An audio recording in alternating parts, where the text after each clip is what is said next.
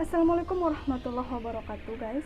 Jadi setelah sekian lama nggak bikin konten, akhirnya hari ini aku bikin video karena emang belakangan ini sibuk sama jadwal perkuliahan yang bener-bener padat banget. Jadi di kampus aku itu ada yang namanya skill lab. Nah, skill lab ini kan praktikum. Jadi ujian praktikumnya itu harus buat video tindakan sebagai ujiannya guys.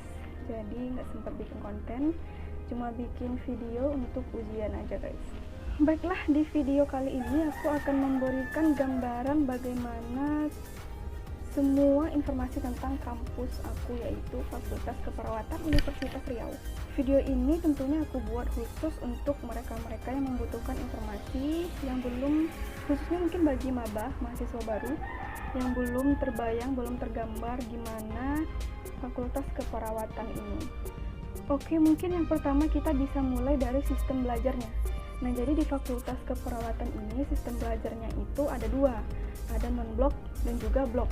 Nah, untuk non-blok ini mungkin sama seperti pada saat kita di masa sekolah SMA.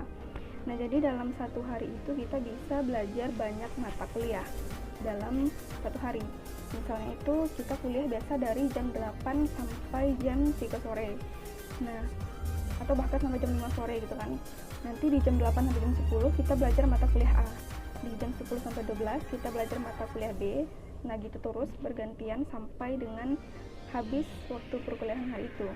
Tetapi untuk sistem perkuliahan blok, nah itu kita terpaku pada satu blok sampai SKS-nya itu benar-benar habis. Nah, seperti saya contohkan, misalnya ada mata kuliah namanya Ilmu Dasar Keperawatan. SKS-nya itu sebanyak 4 SKS. Nah, satu SKS itu biasanya dihabiskan dalam waktu 1 minggu. Otomatis kalau ilmu dasar keperawatan ini atau yang disingkat dengan IDK ini, jika dia 4 SKS, maka nanti akan habis dalam waktu 4 minggu, berarti 1 bulan. Nah, dalam 1 bulan ini kita hanya belajar tentang IDK saja, baik itu materinya sampai ke praktikumnya. Dan juga ujiannya guys. Nah, untuk ujian blok ini, kita itu biasanya ujian itu misalnya tadi IDK itu 4 SKS, berarti kita ada UT 1 dan UT 2, ujian tulis 1, ujian tulis 2, itu 2 kali. Nah, berarti setelah setengah dari materi itu terpelajari, maka kita langsung ujian UT 1. Biasanya tuh untuk UT 1 nya setelah 2 minggu guys. Jadi 2 minggu pertama kalian belajar itu kalian langsung ujiankan materinya. Jadi emang benar-benar fresh sih menurut aku. Itu masih tersimpan dalam otak kita kan. Terus untuk 2 minggu selanjutnya kita belajar lagi materi yang belum dipelajari, terus kita juga langsung ujian untuk ujian tulis 2. Nah, untuk praktikum juga kayak gitu. Mulai dari pertemuan pertama nanti akan dijadwalkan jadwal praktikumnya di sela-sela materi, di sela-sela kuliah pakar, kuliah materinya ada praktikum, nanti di akhir itu akan ada ujian praktikumnya. Nah, ini dinamakan dengan USL atau ujian skill lab, karena praktikum di keperawatan itu disebut dengan skill lab. Nah, terus di Fakultas Keperawatan ini ada 2 program. Yang pertama itu program A dan program B. Nah, program A ini itu mahasiswa yang memang awalnya itu dari SMA langsung ke S1. Tetapi untuk yang program B ini, mereka mahasiswa yang dari D3 nyambung ke S1, itu dinamakan program B. Nah, untuk program A itu biasanya jadwalnya itu dari pagi sampai sore. Sedangkan untuk program B itu dari sore bahkan sampai malam, itu jadwalnya. Nah, seperti yang tadi saya bilang di awal bahwa praktikum di keperawatan itu dibilang dengan istilah skill lab. Nah, skill lab ini guys, kita wajib memiliki jas lab untuk kita bisa masuk ke ruang praktikum atau ke labnya. Itu kita wajib menggunakan jas lab. Nah, nanti jas lab ini akan kita dapatkan dari kampus. Untuk prosedur skill labnya, itu semua peralatan skill lab sudah disediakan dari kampus semuanya, termasuk itu panikomnya dan juga semua alat-alat yang kita butuhkan pada saat melakukan tindakan, itu semuanya sudah ada di kampus. Nah, ini untuk prosedur skill lab ini nantinya ketika sudah terjadwal, maka kita harus melakukan bond alat terlebih dahulu. Kita harus melakukan pengebonan alat itu 1 hari sebelum jadwal skill lab yang telah ditetapkan. Misalnya kita skilab di hari Selasa, maka di hari Senin sebelum jam 12 itu kita harus sudah bonalap di website yang sudah disediakan oleh Universitas Riau. Nah, tadi saya juga sedikit menyinggung mengenai ujian tulis. Nah, ujian ini itu kita sudah CBT guys, computer based testing, itu sudah menggunakan CBT di keperawatan.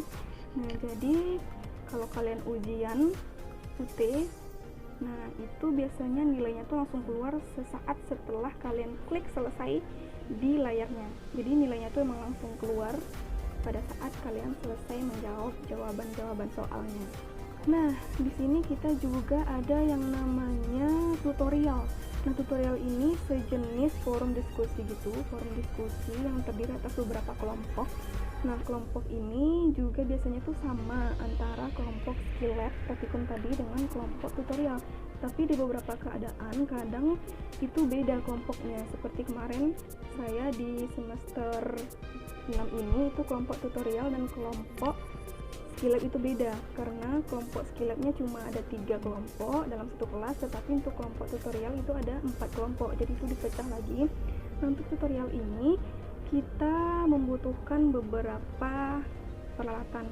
Yang pertama itu akrilik. Nah, akrilik itu sejenis papan nama kita. Nah, itu nanti bisa kita beli di kampus juga, ada tuh nanti dari organisasi kampus yang menyediakan, nanti kita bisa beli ke mereka. Nah, lalu kita butuh kamus. Nah, kamus ini juga dari organisasi, biasanya udah disediakan, nanti bisa dibeli juga. Dan kita juga bisa membawa buku pada saat tutorial ini. Nah, untuk buku itu bisa kita pinjam di perpustakaan. Nah guys, untuk tutorial ini itu ada 2 jenis, ada tutorial 1 dan tutorial 2. Nah, untuk tutorial pertama itu kita akan diberikan skenario kasus. Nah, dari skenario kasus itu nanti kita akan bahas kira-kira itu pasiennya mengalami apa, tindakan apa yang akan dilakukan, itu pembahasannya tentang apa, itu nanti semua akan dibahas. Nah, untuk tutorial itu sendiri ada 7 step ya guys. Jadi sebelum kita bahas ke 7 step ini, untuk tutorial itu ada yang namanya ketua. Nah, ketua ini tuh yang memimpin jalannya diskusi selama tutorial. Lalu ada juga sekretaris 1 dan sekretaris 2. Nah, bedanya sekretaris 1 itu menulis di papan tulis dan sekretaris 2 itu menulis di buku. Apa yang disampaikan oleh forum itu semuanya ada didokumentasikan oleh sekretaris 1 dan juga sekretaris 2. Nah, di sini juga ada pembimbing tutornya, itu yang mengarahkan jika memang tutorialnya mulai melenceng pembahasannya. Jadi ada pembimbing tutor yang akan membimbing juga jalannya diskusi. Nah, untuk step tutorial ini yang pertama itu kita mencari terminologi atau kata-kata sulit dari skenario kasus yang tadi sudah diberikan. Misalnya ada istilah-istilah baru yang mungkin baru terdengar, misalnya seperti CT scan, apa itu shock, hipertensi, diabetes mellitus, DMTP1, DMTP2. Nah, itu semuanya nanti akan dibahas di terminologi. Nah, jadi di terminologi ini, untuk di step 1 ini kita diperbolehkan untuk buka kamus. Nah, tadi kan kita ada bawa kamus. Nah, jadi kita boleh lihat untuk melihat apakah arti dari kata sulit yang tadi ditemukan. Nah, setelah terjawab semuanya, nanti kita akan membuat pertanyaan dari skenario kasus yang tadi sudah kita dapatkan sebagai step kedua. Nah, jadi di step kedua itu nanti ketua akan membacakan skenario kasus itu kalimat per kalimat. Nah, jadi di setiap kalimat itu apakah ada pertanyaan, nanti anggota diskusi akan mengangkat tangan dan menyampaikan pertanyaannya. Nah, di step ketiga itu menjawab pertanyaan. Nah, semua pertanyaan yang diajukan di step 2 itu akan dijawab di step 3. Caranya itu sama, tetap menunjuk tangan, lalu setelah dipersilahkan oleh ketua, itu baru menyampaikan pendapatnya atau jawaban dari pertanyaannya. Nah, step selanjutnya setelah semua pertanyaan itu terjawab, nanti di step 4 kita akan membuat skema. Skema itu kayak panah-panah ke bawah, ya skema dari kasus yang kita temukan tadi. Misalnya ada pasien pasien Tuan A umurnya 35 tahun datang ke IGD rumah sakit dengan keluhan ini. Setelah pemeriksaan didapatkan pemeriksaan fisik ini, pemeriksaan diagnostik ini, lalu ditemukan diagnosanya ini. Nah, intervensinya apa di bawah, lalu pasien itu mengalami apa. Nah, di situ nanti akan kita temukan yang namanya tema atau topik pembahasan. Nah, itu merupakan step 5. Itu menentukan topik dari skenario kita. Nah, di step ke-6 itu kita akan menentukan learning objective ataupun pembahasan-pembahasan yang kira-kira penting atau merupakan poin-poin dari tema yang tadi kita sudah tentukan itu. Untuk step 6 ini misalnya tadi kita dapatkan topiknya itu asuhan keperawatan pada pasien dengan hipertensi. Misalnya, itu tema yang kita angkat. Nah, untuk di step 6 ini, poin-poin dari learning objective itu seperti yang pertama itu definisi hipertensi, jenis-jenis atau klasifikasi hipertensi, etiologi atau penyebab hipertensi, pemeriksaan hipertensi, pencegahan hipertensi, sampai ke ASCEP ataupun asuhan keperawatan pada pasien dengan hipertensi. Nah, pada poin ASCEP ini kita membahas itu mulai dari pengkajian, diagnosa, intervensi, dan juga implementasi serta evaluasinya. Jadi di keperawatan itu guys, untuk asuhan keperawatan itu ada 5 step atau 5 poin yang memang ini nggak boleh tinggal sama sekali. Itu yang pertama ada pengkajian itu kita harus mencari semua data penting yang harus kita dapatkan agar kita bisa menegakkan diagnosa untuk pasien ini. Nah, setelah itu kita melakukan analisa data. Nah, setelah kita lakukan analisa data, sudah kita bagi mana yang data objektif, mana yang data subjektif. Nah, setelah itu kita analisis. Nah, yang kedua kita harus menegakkan diagnosa. Nah, untuk diagnosa ini kita bisa menegakkan beberapa diagnosa pada satu pasien. Nah, tapi kita harus bisa memprioritaskan diagnosa mana yang harus kita selesaikan terlebih dahulu, yang harus kita kasih intervensi. Nah, setelah itu kita kasihkan intervensi, kita menyusun intervensi, menyusun tindakan apa saja yang harus kita lakukan kepada pasien itu atas diagnosa yang tadi sudah kita tegakkan. Nah, lalu kita implementasikan. Kita lakukan implementasi itu maksudnya kita melakukan semua tadi tindakan di bagian rencana intervensi yang sudah kita susun, kita lakukan implementasi. Nah, setelah itu di step kelima itu kita melakukan evaluasi kondisi pasien, apakah nanti memang pasien itu sudah membaik, hentikan intervensi, atau memang mungkin kondisinya memang belum membaik, itu kita bisa lakukan modifikasi intervensi. Nah, itu untuk 5 step asuhan keperawatan. Nah, jadi di poin ASCEP itu semuanya akan dibahas. Nah, tadi kan saya jelaskan di awal bahwa tutorial itu memiliki 7 step, tapi yang saya jelaskan itu baru 6 step, yaitu yang pertama itu tadi terminologi, mencari kata-kata sulit. Yang kedua itu kita membuat pertanyaan dari skenario kasus. Yang ketiga kita menjawab pertanyaan yang sudah diajukan. Yang keempat kita membuat skema. Yang kelima menentukan topik pembahasan. Yang keenam kita menentukan learning objective. Nah, ke-6 step ini kita lakukan di tutorial 1, karena tadi sudah saya jelaskan bahwa tutorial itu ada 2, tutorial 1 dan tutorial 2. Nah, terus apa yang kita bahas di tutorial yang kedua? Nah, untuk tutorial kedua itu kita bahas semua learning objective mulai dari definisi sampai ke ASCEP yang sudah kita tentukan tadi. Nah, itu kita bahas semuanya di tutorial kedua. Nah, di tutorial kedua ini memang cuma ada 1 step yang kita lakukan, yaitu menjawab semua learning objective yang sudah kita tentukan saja. Tutorial kedua ini itu kita tidak diperbolehkan membuka buku guys. Jadi kita kan sebelum memasuki tutorial 2 kita harus membuat catatan kecil atau rangkuman gitu untuk pegangan kita. Nah, jadi pada saat kita tutorial kedua itu kita menyampaikan pendapat kita berdasarkan sumber terpercaya. Jadi kan kita sudah membuat rangkuman. Nah, rangkuman itu harus ada sumbernya itu harus yang jelas, kalau bisa itu kurang dari 10 tahun. Misalnya sekarang 2020 itu berarti sumber tertuanya harus dari buku yang terbitan tahun 2010 gitu. Nah, jadi ketika orang membahas misalnya yang pertama learning objektifnya itu definisi hipertensi. Nah, kita menyampaikannya itu tidak dengan membaca buku. Kita tidak membaca buku seperti ini, hipertensi merupakan ini, tidak seperti itu. Jadi kita menyampaikan itu sesuai konsep yang sudah ada di kepala kita, tetapi berdasarkan sumber yang sudah kita cari tadi. Nah, itu kayak mengembangkan konsep yang sudah kita dapatkan tadi, itu kita kembangkan dengan bahasa kita sendiri, kita sampaikan dengan bahasa sendiri seperti itu. Sampai semua pembahasan itu selesai, itu semua tidak diperbolehkan untuk membuka buku, tapi kalau kita lupa boleh melihat sejenak. Ini cuma melihat sejenak kalau kita lupa, agar kita ingat kembali apa yang harus kita sampaikan.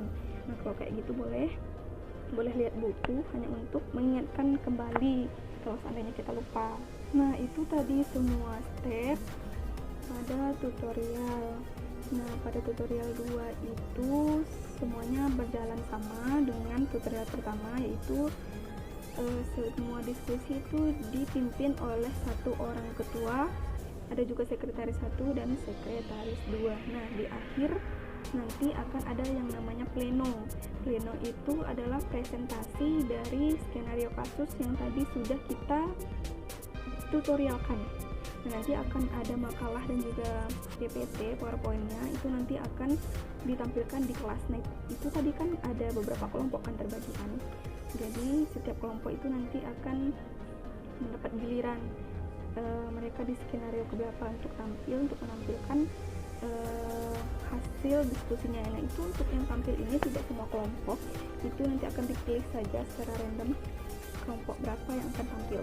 Nah, di akhir tutorial itu juga biasanya ada arahan terlebih dahulu dari pembimbing tutor. Misalnya pada step 1, pada tutorial 1 itu ada learning objektif yang tertinggal. Nah, itu akan ditambahkan oleh pembimbing tutornya. Begitu juga dengan tutorial kedua. Pada saat kita membahas learning objektif, mungkin ada pembahasan yang kurang dipahami, itu bisa ditambahkan oleh pembimbing tutornya. Itu sedikit gambaran mengenai tutorial yang ada di kampus keperawatan. Nah, selain itu semua juga di kampus keperawatan itu ada beberapa organisasi. Nah, jadi ada 3 organisasi. Yang pertama itu ada DPM, ada BEM, dan juga ada FSI. Nah, kalau untuk DPM itu lembaga legislatif. Nah, itu nanti tugasnya itu mengawasi BEM. Nah, BEM itu adalah Badan Eksekutif Mahasiswa. Sedangkan untuk FSI itu adalah Forum Islam. Nah, ini sebagai rohis kampus gitu, kayak rohis kampus gitu. Nah, nanti kalian itu akan mendapatkan sosialisasi pas di awal masuk kampus. Itu biasanya di PKA. Itu biasanya kan ada kayak prospek gitu kan. Nah, di situ nanti semuanya akan dijelaskan mengenai organisasi itu semuanya. Kalian bisa ikuti organisasi ini. Saya sarankan itu kalian ikut organisasi itu, karena itu juga nanti akan membuat kita itu lebih dekat dengan para senior, dan juga kita akan memiliki pengalaman yang lebih di kampus itu.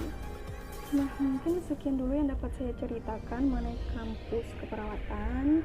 Mungkin akan saya jelaskan lebih detail lagi di video berikutnya, karena saya rasa ini videonya udah cukup lama banget, takut bosen gitu nontonnya. Jadi mungkin akan saya buat part 2 untuk di next videonya. Oke guys, sekian informasi yang dapat saya sampaikan di video kali ini. Semoga bermanfaat. Terima kasih. Assalamualaikum warahmatullahi wabarakatuh.